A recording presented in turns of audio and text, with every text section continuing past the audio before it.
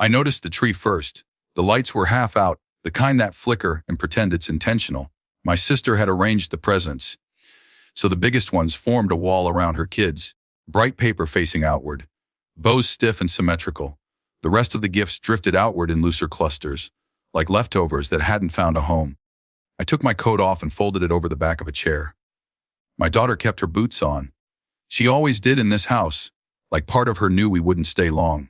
The room smelled like cinnamon and something burnt. My mother sat angled toward the center, holding court without appearing to. She smiled when she saw us, the practiced version that held just enough warmth to be defensible later. "You made it," she said, as if it had been uncertain. We did the rounds. A few hugs, a few comments about how tall my daughter was getting. Nobody asked how school was going. Nobody asked about work. Those questions belonged to a different version of me, one who lived closer, who hadn't left, who hadn't chosen quiet over proximity. When it was time for gifts, my sister clapped her hands lightly. Her husband dimmed the lights further, as if ceremony would soften what was coming. Phones came out, not the gifts, the cameras. Everyone wanted footage. My daughter sat cross, legged near the edge of the rug. She looked smaller there, away from the center. My mother reached for a box tucked behind her chair and slid it across the floor with her foot. "This one's for you," she said.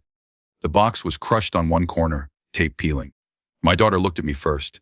I nodded because that's what you do when you're still hoping. Inside was a plastic case of crayons. The cheap kind. The lid cloudy with scratches. Several crayons worn down, paper peeled, colors smudged together like they'd been dropped back in after someone else finished with them. There was a pause. Not silence, breathing, shifting, but a gap where something should have been said. My mother leaned forward slightly, smile sharpening. "Well," she said, "that's what happens when your mom walks away from the family."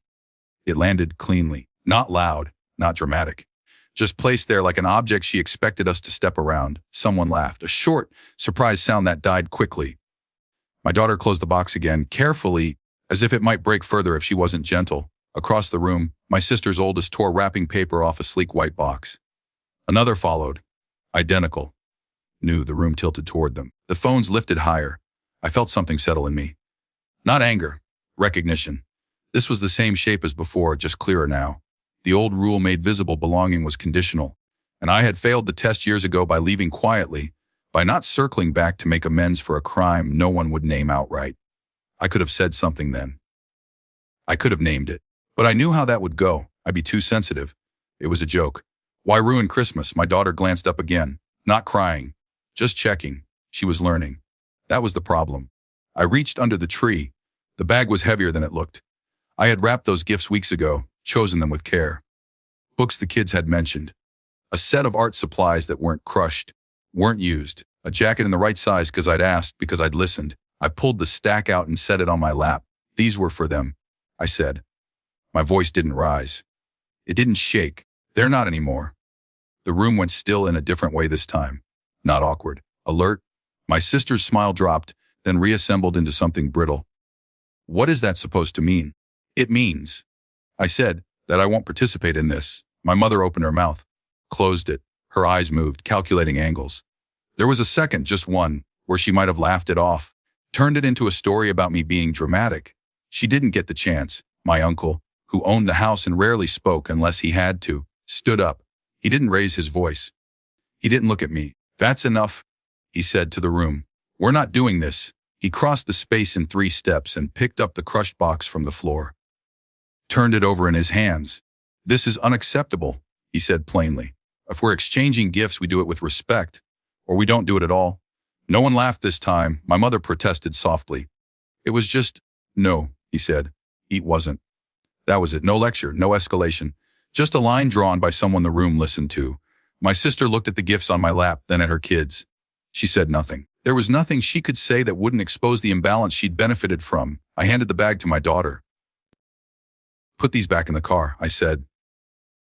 "We'll decide later what to do with them." She stood, careful not to bump anyone, and walked down the hall. Her boots made small, solid sounds on the hardwood. I stayed long enough to collect my coat. My mother didn't meet my eyes. The tree lights flickered harder, as if stressed. At the door, my uncle touched my arm. "You didn't start this?" he said. It wasn't an apology. It was an acknowledgement. Outside, the air was sharp and clean. My daughter set the bag in the back seat, and climbed in after it. Why did she say that? She asked, once we were driving. I thought about the answer she deserved, not the one that would make things easier later. Because sometimes, I said, people confuse closeness with control. She nodded, absorbing it the way kids do, without debate, but not without weight. We drove home in quiet, not heavy, just full. I knew the consequences would come later, calls not returned, invitations phrased vaguely, then not at all. I knew what standing still costs when a family prefers you smaller. But I also knew something had shifted. Not loudly, not completely. Just enough.